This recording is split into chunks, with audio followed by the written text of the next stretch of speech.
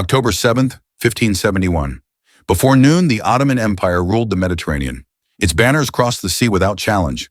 Its fleets moved as law, not as guests. By sunset, that certainty was gone. Scattered wreckage replaced authority. Broken formations replaced discipline. And the greatest navy of its age lay defeated in open water. All of it happened in a single day. Led by a commander only 24 years old, Don Juan of Austria, the Ottomans faced something they had never prepared for: humiliation. This is not a story of triumph, it is a story of collapse, of how an empire learned too late that even absolute dominance can fail, catastrophically. For more than a century, the Mediterranean was not contested, it was owned. From Constantinople to the coast of North Africa, Ottoman sails cut through the water without resistance. Their fleets did not announce arrival, they imposed it.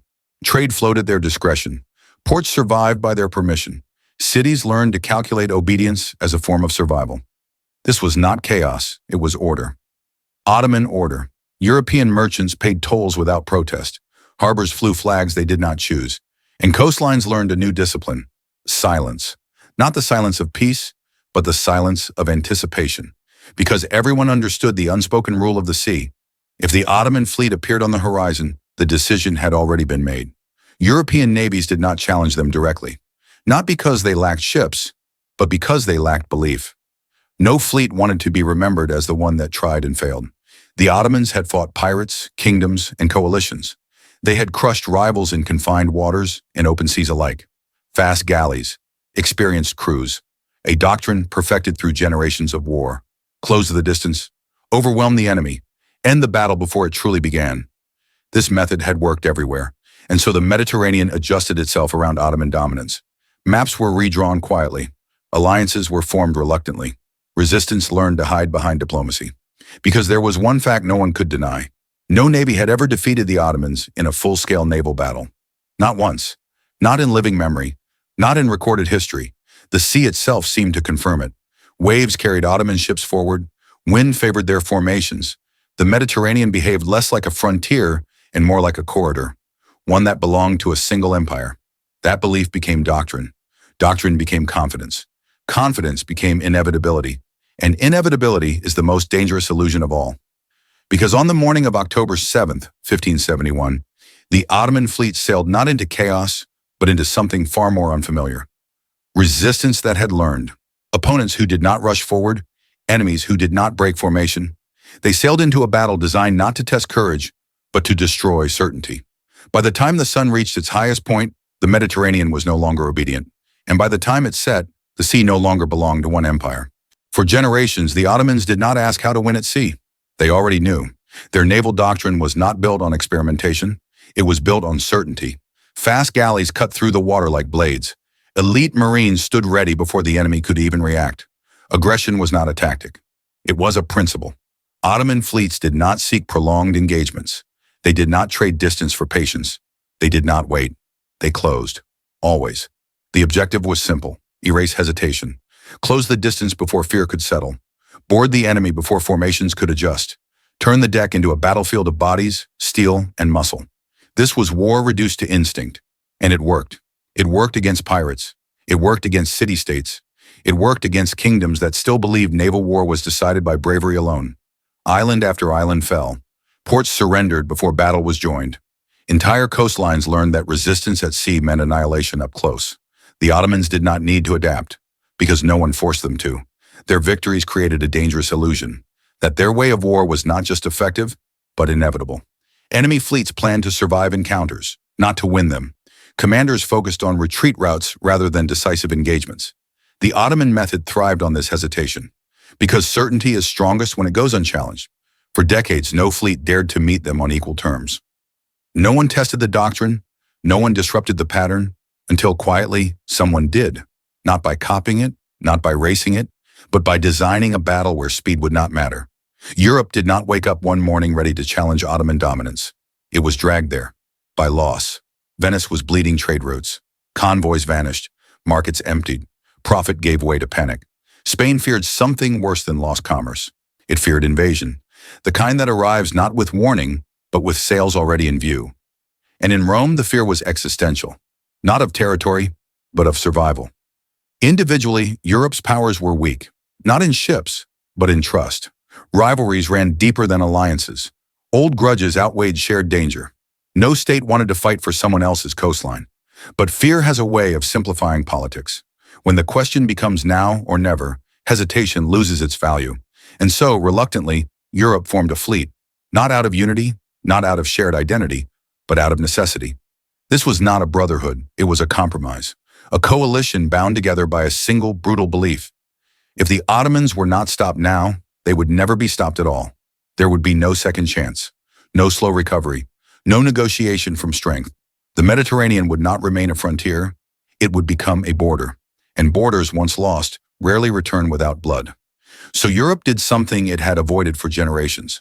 It prepared not to survive the Ottoman fleet, but to face it, not with matching aggression, not with faster ships, but with a different idea of war, one that rejected inevitability, one that assumed dominance could be challenged, one that treated the Ottoman way of war not as destiny, but as a doctrine with limits. This decision did not guarantee victory, but it made defeat optional, and that for the first time in a century changed everything. In the autumn of 1571, the Allied fleet faced a problem no ship could solve. It needed a leader, not a politician who negotiated while the enemy advanced, not a committee that debated while the wind changed, someone who could command rivals and decide without permission. Someone who would not hesitate when hesitation meant collapse. They chose Don Juan of Austria. He was 24 years old. Too young, many said, too inexperienced at sea, too untested for a battle that would decide the Mediterranean. He had little naval reputation, no long list of victories, no history to hide behind. What he did have was everything to lose, and sometimes that is the most dangerous qualification of all. Don Juan understood the stakes with unsettling clarity. This battle would not forgive mistakes, it would not reward tradition, and it would not be won by courage alone. He did not try to outshout veteran admirals. He did not promise glory. Instead, he imposed focus. The fleet was not here to perform heroics. It was here to survive pressure and apply it in return. Don Juan saw what others refused to admit. The Ottoman Navy was not invincible. It was predictable. Its strength came from certainty. Certainty that enemies would panic, break formation, and rush forward into close combat. So he prepared for something radically different. Not a contest of bravery, but a test of discipline. Instead of chaos, the fleet formed order. No scattered charges, no improvisation driven by fear. Left wing, center, right wing, and behind them, a reserve. At sea, this was unheard of. Naval battles were expected to dissolve into confusion. Lines broke. Ships chased individual targets. Victory went to whoever collapsed last. Don Juan rejected this entirely. For the first time, ships were deployed like armies on land. Each section had a role. Each commander had boundaries. And every movement served a larger design. This formation carried a radical promise. If one wing failed, the battle would not be lost. If the center bent, it would be reinforced. Failure would not cascade into defeat. At sea, this idea bordered on heresy, but it solved a problem that had haunted every fleet before it: panic. The Ottomans had never needed to plan for this. Their doctrine assumed momentum, assumed collapse, assumed the enemy would rush forward and make the fight personal. But this formation refused to rush. It absorbed pressure. It created depth where there had only been lines. It turned naval warfare into something the Ottomans did not recognize. A battle of endurance. A battle where speed alone could not decide the outcome. Where aggression met structure and found no opening. The reserve was the most unsettling element of all. To Ottoman commanders watching from a distance, it made no sense. Why hold ships back when victory depended on closing fast? Why delay when hesitation had always meant death? They did not understand the message being sent. This fleet was not afraid of losing ground. It was prepared to trade space for control. For the Ottomans, this was deeply unfamiliar. They had never needed contingencies, never needed second plans. They had always expected the enemy to collapse first. But now the sea was divided into sectors, movement was deliberate, and chaos had been pushed aside by intention. This was not arrogance, it was preparation. And preparation is lethal to empires built on certainty. By the time the fleets closed distance, the battle had already been shaped. Not by speed, not by courage, but by a young commander who understood that modern war would not belong to the boldest charge, but to the force that refused to break. The Ottomans had faced fleets before. They had crushed them all. So when they saw the ships ahead, they assumed the same ending: large, slow, heavy, Venetian galleasses. To Ottoman commanders, they looked like relics, too cumbersome to maneuver, too slow to survive contact. They were placed at the front of the Christian line, exposed, isolated, seemingly vulnerable. A mistake. At least that was the assumption. The Ottoman fleet advanced with confidence. Oars drove hard. Formations tightened. The familiar rhythm of domination returned. Close the distance. Board the enemy. End it quickly. But the Gallices were not waiting for boarding range. They were waiting for something else. As the gap narrowed, the sea fell into an uneasy quiet. Then, the Gallices opened fire. Not at individual ships, not at heroic targets, but at formations. Side-mounted artillery roared across the water. Iron slammed into wood with mechanical indifference. Oars shattered. Hull lines split. Entire rows of ships lost alignment in seconds. Momentum, the Ottomans' greatest weapon, began to die. This was unfamiliar. Ottoman doctrine was built on speed, on constant forward motion, on the belief that hesitation belonged to the enemy. But now forward motion came at a cost. Every stroke forward meant exposure. Every advance invited destruction. The attack slowed. And slowing down was something the Ottoman fleet had never been designed to do. The Gallices did not chase. They did not maneuver. They held their ground. Floating fortresses. For the first time in generations, the Ottoman advance was not unstoppable. It was disrupted. And disruption at sea is lethal. When ships finally collided, the battle became what everyone expected. Brutal, close, personal. Deck-to-deck fighting erupted. Steel met steel. Commanders fought within sight of one another. This was the kind of battle the Ottomans understood, the kind they had mastered. And at moments it looked as if they might still prevail. Breakthroughs appeared. Lines strained. Sections of the Christian fleet bent under pressure. But this time, bending did not mean breaking. Every time an Ottoman push gained ground, the reserve moved. Quietly, decisively. Fresh ships entered the fight exactly where they were needed. Gaps were sealed. Pressure redistributed. Momentum denied. For the Ottomans, this was disorienting. In past battles, one successful push led to collapse. Here, success was temporary. Every advantage evaporated before it could be exploited. The enemy did not panic, did not scatter, did not dissolve into chaos. They absorbed the odor and responded with structure. Ottoman fighters showed courage. There was no shortage of bravery, no lack of willingness to die on deck. But courage cannot fix doctrine. Doctrine determines how armies react when plans fail. And Ottoman doctrine assumed plans would not fail. They had trained for dominance, for shock, for rapid decision. They had not trained for resistance that refused to collapse.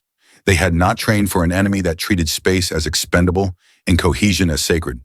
They were fighting a war they had never rehearsed, a war where aggression met reinforcement, where pressure met depth, where every advance triggered a response. Slowly, something dangerous spread through the Ottoman fleet. Confusion. Orders became unclear. Targets lost relevance. Initiative dissolved into isolated struggles. The sea, once a familiar ally, became crowded, hostile, unforgiving. This was no longer an unstoppable advance. It was a grinding contest. And grinding contests favor the side prepared to endure. By the time the Ottomans realized the nature of the battle they were in, the shape of the outcome had already changed. Not suddenly, not dramatically, but irreversibly. The turning point was not a single explosion or a fallen flagship. It was the moment the Ottomans understood that their certainty no longer governed the sea. And once certainty is gone, empires begin to lose. Every great battle reaches a moment where strategy ends and judgment begins. At the heart of the sea, the flagships closed in. This was no longer about formations, no longer about reserves or positioning. This was where empires were tested face to face, wood ground against wood. Banners hung within arm's reach. Commanders could see the outcome forming in the eyes of their enemies. The center of the battle tightened until there was nowhere left to maneuver. Here, the Ottoman fleet placed its confidence, its authority, its history. And here, it began to fail. Orders stopped traveling. Signals lost meaning. Commands dissolved into noise. What had once been coordination became coincidence. The Ottoman center did not collapse suddenly. It unraveled, ship by ship, decision by decision. Without momentum, without clarity, each vessel fought its own war. And isolated courage is no substitute for control. For the first time, the fleet that ruled the Mediterranean could no longer command itself. Oars moved without purpose. Ships turned without orders. Victories went unexploited. The sea, once obedient, became chaotic, and chaos does not favor empires. When the Ottoman center finally gave way, the effect was immediate and fatal. Confidence vanished, not retreated, not questioned, vanished. The realization spread faster than commands ever could. This battle was no longer winnable. What had been an advance became a struggle to survive. What had been dominance became desperation. And in that moment, the Ottoman fleet did not just lose formation, it lost the sea. By late afternoon, the sounds of battle faded, not because mercy arrived, but because resistance ended. The water was crowded with wreckage, with drifting hulls, with ships that would never sail again. More than 200 Ottoman vessels were destroyed or captured. Entire squadrons erased in the span of hours. Tens of thousands were dead or taken prisoner. Numbers too large to honor individually, losses too vast to explain away. The Holy League had won, but victory was not the true outcome. Humiliation was. For the first time in its history, the Ottoman Navy had been defeated in open battle. Not delayed, not repelled, but broken. This was not a tactical setback. It was a psychological rupture. Because empires survive losses, they rebuild ships, they replace men. What they cannot easily rebuild is belief. The belief that dominance is natural, that resistance is futile, that the sea itself understands who it belongs to. On October 7th, 1571, that belief died. The Ottomans would sail again. They would fight again, but never with the same certainty. Never with the assumption that history guaranteed their victory. In a single day, a century of inevitability was undone. Not by chance, not by weather, but by preparation meeting arrogance at the center of the sea. And when the sun finally set, the Mediterranean lay quiet, not peaceful, changed. Because every fleet that sailed after Lepanto, Ottoman or otherwise, would remember the same lesson. Empires do not fall when they are defeated. They fall when they discover they can be. The Ottomans rebuilt ships. They replaced hulls. They trained new crews. They returned to the sea. But there was one thing they never rebuilt: certainty. Lepanto shattered a myth older than a generation. The belief that dominance at sea was permanent. That once an empire ruled the waves, it would always rule them. For a century, speed and aggression had been enough. Close fast, overwhelm, decide battles with momentum and fear. Lepanto proved that era was over. The battle did not reward the fastest fleet. It rewarded the most prepared one.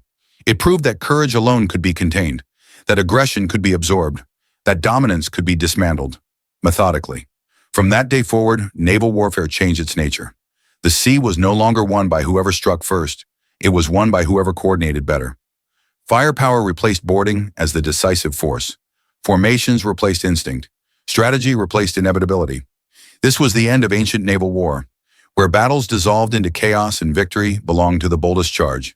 And it was the beginning of modern fleets, where planning extended beyond the first collision and depth mattered more than speed. Lepanto did not just defeat a navy, it rewrote the rules of the sea. Europe did not conquer the Mediterranean. There were no sweeping invasions, no permanent domination, no sudden reversal of centuries. But Europe survived, and survival was enough. The Ottoman advance westward slowed, not because of treaties signed on paper, not because of diplomacy, but because belief had been broken. Empires do not move on force alone. They move on reputation, on the idea that resistance is pointless, that opposition ends in defeat before the battle even begins. Lepanto destroyed that idea. After 1571, European fleets no longer assumed defeat. They planned, they coordinated, they prepared for endurance. The Ottomans still possessed power, still possessed ships, still possessed ambition, but they no longer possessed inevitability. Every future encounter carried doubt. Every engagement required calculation. Every advance invited resistance. And doubt is corrosive to empires, because when enemies believe survival is possible, they begin to imagine victory. And when victory becomes imaginable, history becomes unstable. Lepanto did not end an empire. It ended an assumption. On October 7th, 1571, the sea changed ownership, not permanently, but permanently enough. Because after Lepanto, no empire would ever again assume that the ocean belonged to them alone. Every fleet that sailed afterward, from the Mediterranean to the open oceans, carried the same lesson forward. The sea does not obey power, it tests it, and history never made that mistake again.